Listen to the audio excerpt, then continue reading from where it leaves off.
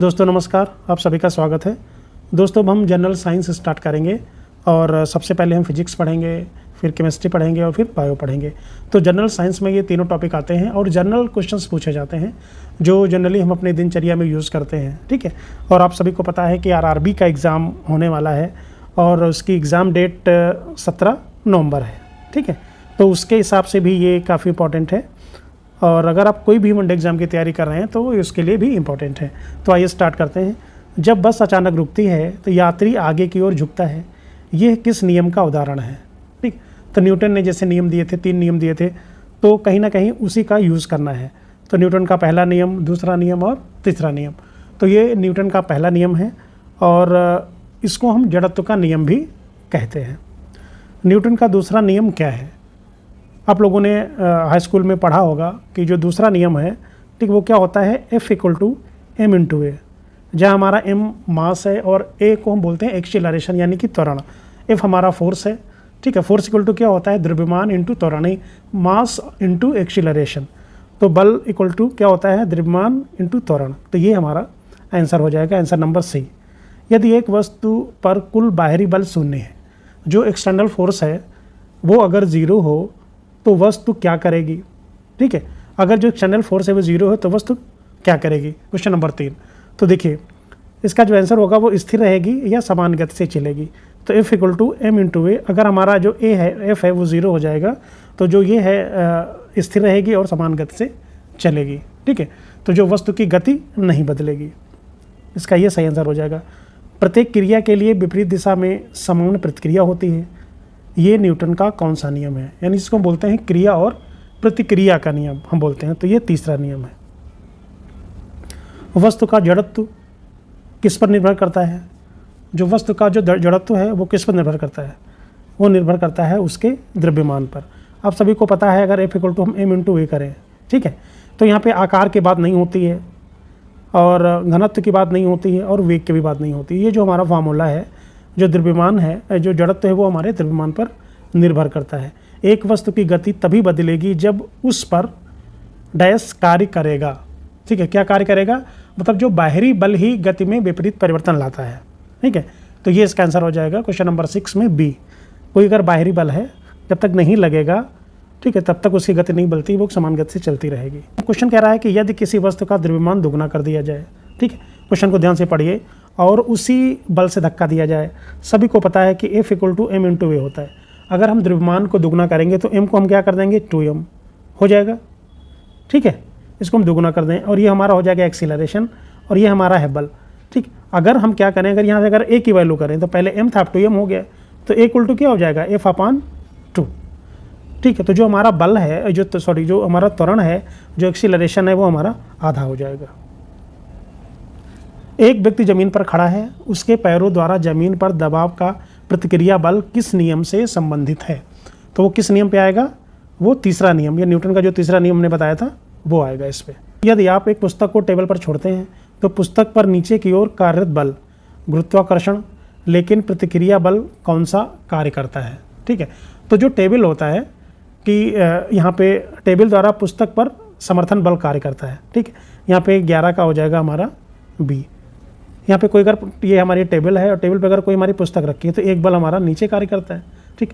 अगर ये इस पे रुकी है तो एक हमारा जो नीचे से भी बल उसको कार्य करता है ताकि जो बैलेंस है वो मेंटेन रहे। एक वस्तु विश्राम में या समान गति से तभी रहेगी जब तक कोई बाह्य बल ना लगे, ये कौन सा नियम है? तो ये न्यूटन का प्रथम नियम है, पहले हमने बताया आपको। यदि 10 न्यूटन, n मतलब न्यूटन, बल 2 किलोग्राम वस्तु पर लगाया जाए तो त्वरण क्या होगा? ठीक है, क्वेश्चन नंबर है हमारा 13। तो पहले मैं बता चुका हूँ F = m/a। आपको निकालना क्या है? यहाँ पे त्वरण निकालना है, तो a = हो जाएगा F/m, ठीक। F हमारा है 10 और a हमारा है 2, तो 10/2 = क्या आ जाएगा? 5। तो 13 का आंसर आ जाएगा a। 13 मीटर प्रति सेकेंड स्क्वायर, ये इसकी यूनिट है। एक रॉकेट को आगे बढ़ने के लिए पीछे की ओर गैस छोड़ती है। जब भी रॉकेट की जो लॉन्चिंग होती है तो ऊपर जाने के लिए पहले वो नीचे गैस छोड़ती है। ये किस चीज़ का उदाहरण है? तो ये न्यूटन का तीसरा नियम है। न्यूटन का तीसरा नियम है, यदि एक वस्तु, ठीक है, 100 न्यूटन बल से बाहर खींचा जाए और उसका जो द्रव्यमान है 20 किलोग्राम हो, तो त्वरण क्या होगा, त्वरण मतलब एक्सीलरेशन, F इक्वल टू होता है m into A equal to क्या हो जाएगा, अगर ए की वैल्यू निकालें तो आ जाएगा F अपॉन एम, और F हमारा है यहाँ पे 100 और हमारा जो मास है वो है 20, तो आ जाएगा हमारा 5 मीटर प्रति सेकेंड स्क्वायर। ठीक है, 15 का ए। नीचे दी गई स्थिति में कौन सा बल मौजूद नहीं है, 16 की हम बात कर रहे हैं। तो यहाँ पे कह रहा है कि गुरुत्वाकर्षण बल, सहारा बल, घर्षण बल, और चौथा हमारा क्या है, त्वरित बल। ठीक है, कोई त्वरित बल नहीं है क्योंकि वस्तु जो है वो स्थिर है। यहाँ पे दिया गया है कि दी गई स्थिति में कौन सा बल मौजूद नहीं है, वस्तु सतह पर स्थित है। ठीक है, अगर जो वस्तु है हमारी सतह पर स्थित है तो ऑप्शन हो जाएगा हमारा डी। एक धक्का देने पर दो वस्तुओं के बीच प्रतिक्रिया बल और क्रिया बल के मध्य क्या समानता है, तो यहाँ पे आंसर हो जाएगा आपका परिमाण भी और दिशा भी विपरीत। ठीक है, ऑप्शन हो जाएगा हमारा सी। ठीक है, तो यहाँ पे क्या है ना, क्रिया और प्रतिक्रिया बल समान परिमाण के होते हैं और विपरीत दिशा में होते हैं, ये चीज़ आपको ध्यान रखनी है। यदि किसी वस्तु पर लगने वाला कुल बल 0 हो लेकिन वस्तु गति कर रही हो तो गति क्या होगी। ठीक, ऐसे क्वेश्चन पूछे जाते हैं, इसको ध्यान से पढ़ लीजिए। यदि किसी वस्तु पर लगने वाला जो कुल बल है, बल मतलब जो फोर्स है वो 0 है लेकिन वस्तु गति कर रही है तो गति क्या होगी। ठीक है, तो समान गति से चलेगी, ये इसका आंसर होगा। ठीक, ये ऐसे क्वेश्चन रट भी लीजिए, ऐसे ही डायरेक्ट आ भी जाते हैं। किस नियम से ये सिद्ध होता है कि जब आप ज़मीन पर कूदते हैं तो ज़मीन भी आप पर प्रतिक्रिया बल लगाती है और आप ऊपर जाते हैं। तो आपको पता है जंप करना, ये तीसरे नियम का उदाहरण है। एक वस्तु को क्षैतिज सतह पर धक्का दिया जाता है, घर्षण के कारण ये धीरे धीरे रुक जाती है, ये घटना किस नियम से संबंधित है। ठीक है, तो गति का जो विराम घर्षण और पहले नियम के कारण होता है। ठीक है, तो इसका ऑप्शन हो जाएगा ए। एक गेंद को छोड़ा जाए तो वह नीचे की ओर गिरती है, कौन सा बल कार्य करता है। ठीक है, अब बिल्कुल ये मामूली सवाल है लेकिन आपको ऑप्शन को यहाँ पे ध्यान से देखना है। तो यहाँ पे क्या है, जो गुरुत्वाकर्षण बल है वस्तु को नीचे की तरफ खींचता है, तो हमारा ऑप्शन हो जाएगा बी। यदि आप तालाब के अंदर से पानी को पीछे की ओर धकेलते हैं तो आप आगे की ओर धकेले जाएंगे, तो ये किस नियम के अंतर्गत आता है, तो ये तीसरा नियम है। ठीक है, पानी पर बल लगाने से विपरीत दिशा में गति होती है, तो ये 23 का ऑप्शन हो जाएगा हमारा सी। आगे बढ़ते हैं। दो वस्तुओं का द्रव्यमान 5 किलोग्राम और 10 किलोग्राम है, उन्हें समान बल लगा हो तो उनकी त्वरण में क्या अनुपात होगा। Question number 24। ठीक है, क्या अनुपात होगा उनकी उसमें, तो अनुपात आपको निकालना है। आपको यहाँ पे पता होना चाहिए कि जो हमने अभी फार्मूला बता रहे थे F equal to m into A, ये होता था। ठीक है, अब यहाँ पे 5 किलोग्राम और 10 किलोग्राम है, उन्हें समान बल लगाया जाता है। जो हमारा फोर्स है, दोनों में फोर्स बराबर है। ठीक, तो एक फार्मूला होता है m1a1 इक्वल टू m2a2। ठीक, ये हो गया, क्योंकि फोर्स हमारा 0 है, तो अगर a1 अपान a2 हम यहाँ से निकाल लें तो क्या आ जाएगा, m2 अपान m1 आ जाएगा, क्योंकि इन दोनों में हमारा क्या है, विपरीत संबंध होता है।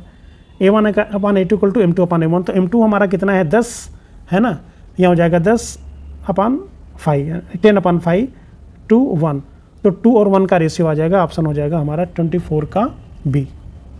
ठीक है, सीधे फार्मूले पे है।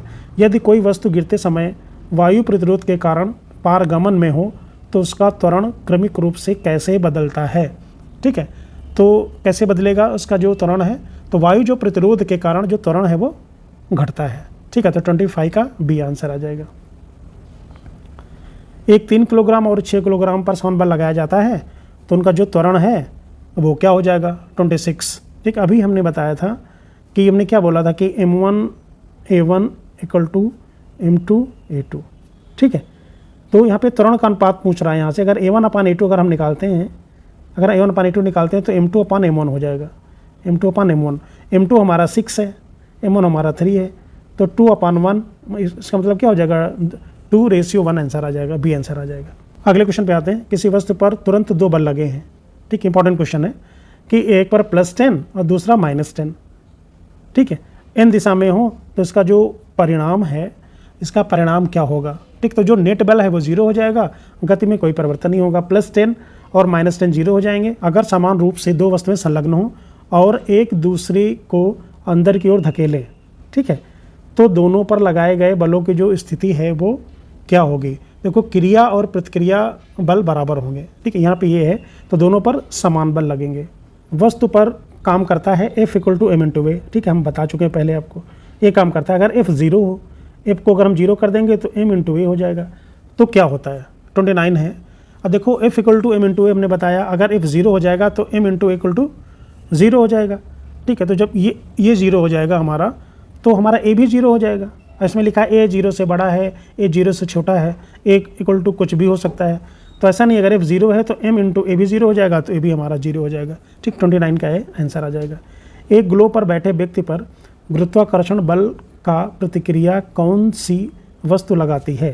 ठीक है, अगर कोई आदमी है ना, एक ग्लो पर बैठे व्यक्ति का जो गुरुत्वाकर्षण बल का प्रतिक्रिया कौन सी वस्तु लगाती है। Question number 30। ठीक है, ये क्वेश्चन इंपॉर्टेंट है और ये पूछा भी गया है।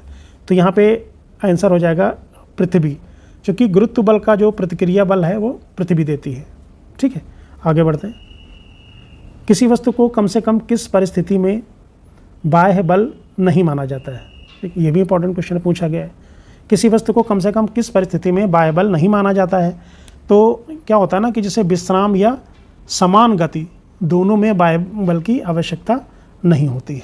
ठीक है, तो यहाँ पे 31 का सी, जब वस्तु विश्राम अवस्था में हो और जब वस्तु समान गति से चल रही हो, इन दोनों में बाह्य बल की अवस्था नहीं होती है। कि एक वस्तु से किस नियम से यह सिद्ध होता है कि वस्तु अपनी गति को तभी बदलेगी जब उस पर बाह्य बल लगे। ठीक है, ये तो मैं पहले भी बता चुका हूँ, यही न्यूटन का पहला नियम है कि जब तक उस पर कोई बाह्य बल नहीं लगेगा तब तक उस पर कोई परिवर्तन नहीं होगा। अगले क्वेश्चन पे आते हैं। क्वेश्चन कह रहा है, यदि आप एक भारी बाल को धकेलते हैं और हल्की बाल को समान बल लगाने पर हल्की बाल की त्वरण कैसी होगी तुलना में। आपको ये बताना है। आपको पता है कि F equal to M into A होता है, ये आपको पता है।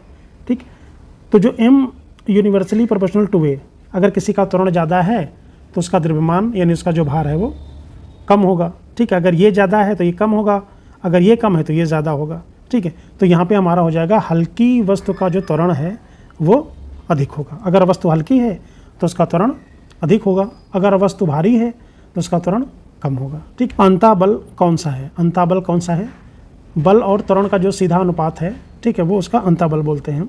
यहाँ पे जैसे क्या होता है, F equal to M into A, ये होता है।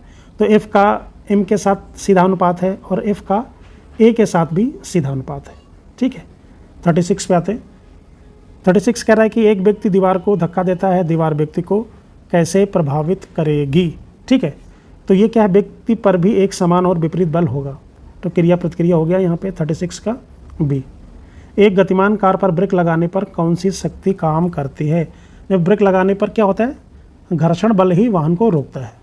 एक वस्तु को खड़ी पायदान पर यानी जिसको इंक्लाइंड जो प्लेन पर गिराया जाता है तो कौन सा बल वस्तु को नीचे की ओर खिसकने से रोकता है। ठीक है, तो यहाँ पर क्या होता है, जो हमारा जो घर्षण बल होता है वो वस्तु को फिसलने से रोकता है। ठीक है, यहाँ पे सी आंसर हो जाएगा।